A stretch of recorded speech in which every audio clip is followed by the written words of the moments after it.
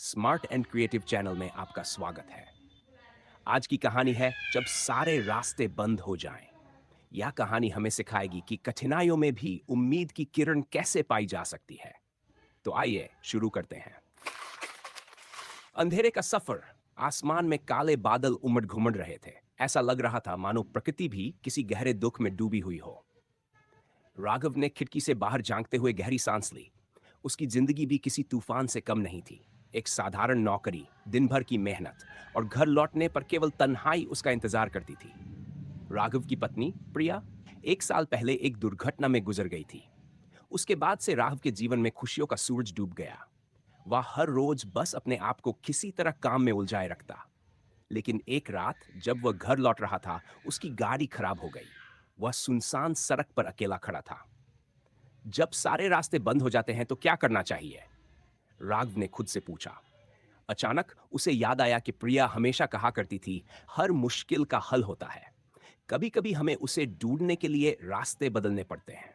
राघव ने फैसला किया कि वह रास्ता बदलकर उस गहरी खाई से बाहर निकलेगा जिसमें वह डूब रहा था। नए रास्ते की तलाश।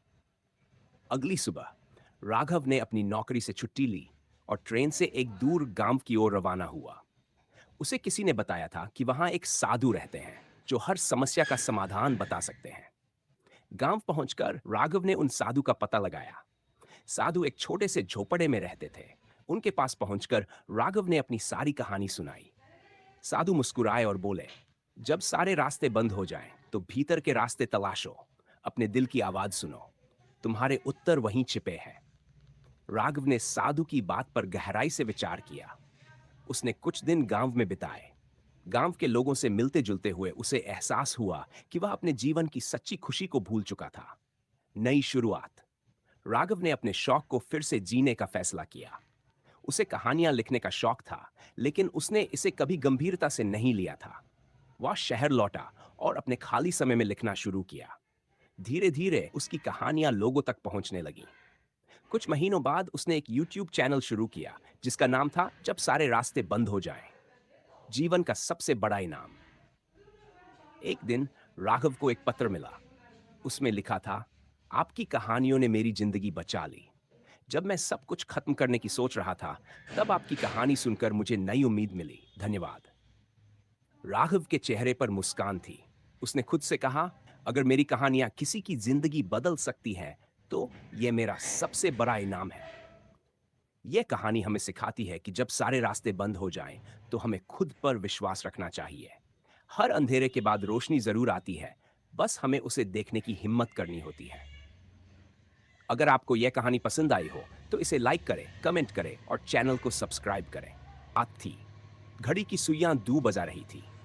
मीरा की आंखों में नींद का नामो निशान नहीं था। 3 महीने पहले उसकी जिंदगी पूरी तरह बदल चुकी थी। नौकरी छूट गई थी। घर की जिम्मेदारियां उस पर थीं।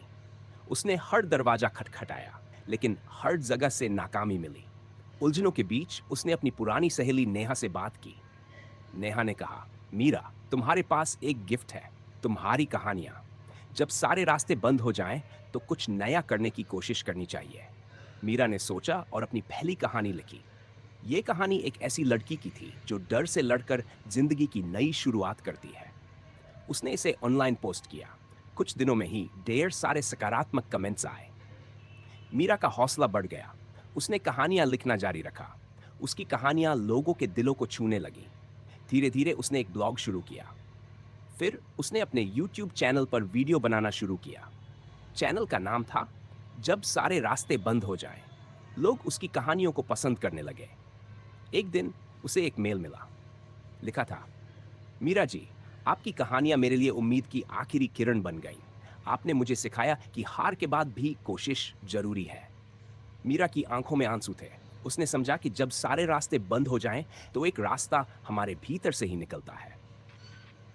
मीरा की कहानी हमें यह सिखाती है कि हर बंद दरवाजे के पीछे एक नया रास्ता छिपा होता है। हमें सिर्फ अपने भीतर ताकत को पहचानने और उसे इस्तेमाल करने की जरूरत है। तो जब सारे रास्ते बंद लगे, इस कहानी को याद करिए।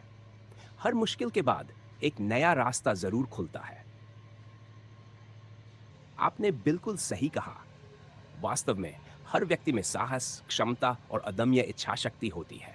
कठिन परिस्थितियां केवल हमारे धैर्य और सामर्थ्य की परीक्षा लेती हैं। यदि हम डर को छोड़कर अपनी ताकत पर भरोसा करें तो हर मुश्किल को पार कर सकते हैं।